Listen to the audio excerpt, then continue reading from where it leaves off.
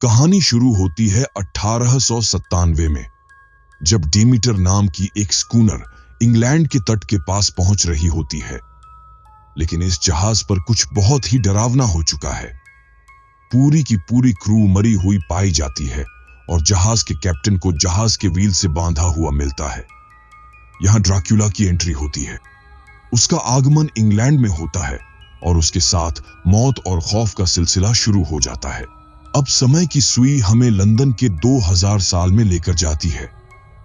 यहां हम मिलते हैं मैथ्यू वैन हेल्सिंग से, जो एंटीक्स के एक बड़े कलेक्टर हैं।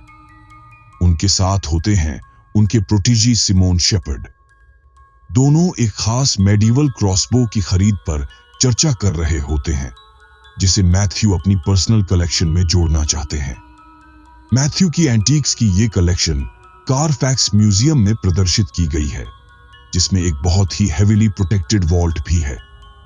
इस वॉल्ट में क्या है ये कोई नहीं जानता, लेकिन एक एम्प्लॉई सोलिना इसे चोरी करने की योजना बना रही होती है। सोलिना अपने साथियों मार्कस, ट्रिक, नाइटशेड, डैक्स, चार्ली और जेटी के साथ मिलकर वॉल्ट के कंप्यूटर कोड्स तोड़ देती है। वहां उन्हें वैम्पायर स्कूल्स और क्रॉसेस के बीच एक कॉफिन मिलता है।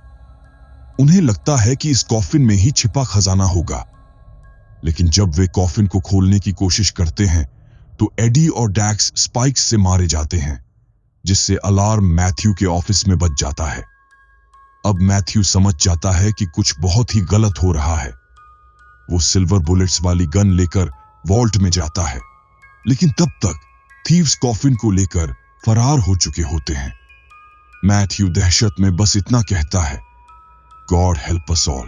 दूसरे दिन साइमन पाता है कि मैथ्यू अचानक से कहीं जा रहे हैं। वो उनका पीछा करता है और न्यू ऑर्लिन्स तक पहुंच जाता है।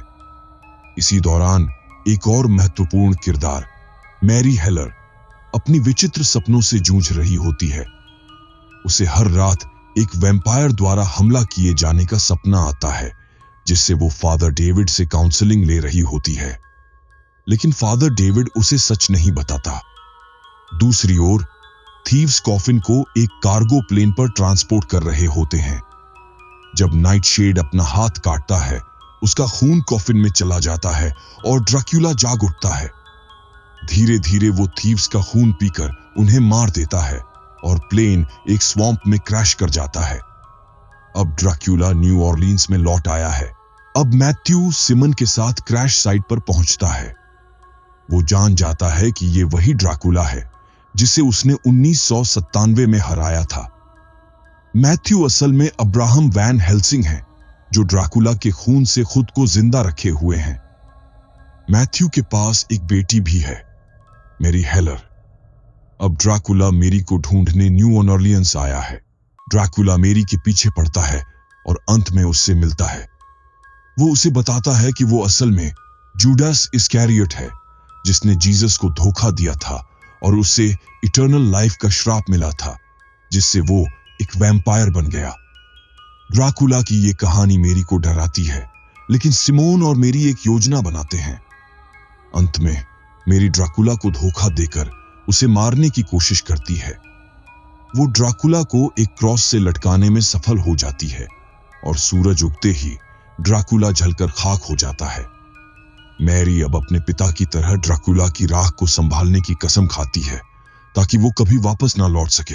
ड्रैकुला 2000 की ये कहानी हमें दिखाती है कि कैसे इतिहास और पौराणिक कहानियां आज भी हमारे जीवन का हिस्सा बन सकती हैं। डर, रोमांच और रहस्य से भरी इस कहानी में ड्रैकुला और वैन हेल्सिंग की सदियों पुरानी जंग एक नए मोड़ पर पहुंचती है। मैरी अब अपने पिता का स्थान लेती है, ताकि ड्रैकुला फिर से दुनिया में आतंक न फैला सके।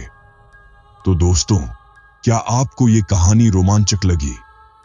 अगर हां, तो इसे लाइक और शेयर जरूर कीजिए और हमारे चैनल फिल्म क्वर्क को सब्सक्राइब करना मत भूलिए। Thank you for watching.